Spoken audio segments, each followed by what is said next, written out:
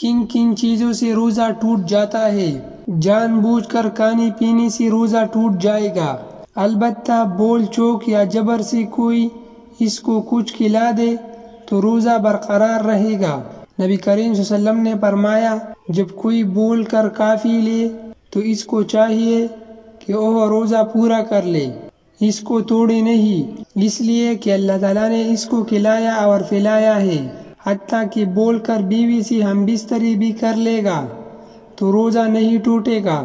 جان بوجھ کر قے کرنے سے روزہ ٹوٹ جائے گا، البتہ طبیعت کی خرابی سے خود بخود قے آ جائے تو اس سے روزہ نہیں ٹوٹے گا۔ نبی کریم صلی اللہ علیہ وسلم نے فرمایا، جس کو خود قے آ گئی اس کا روزہ برقرار ہے، اس پر قضا نہیں، اور اگر اس نے جان بوجھ کر قے کی تو اس کو چاہیے کہ وہ قضا دے۔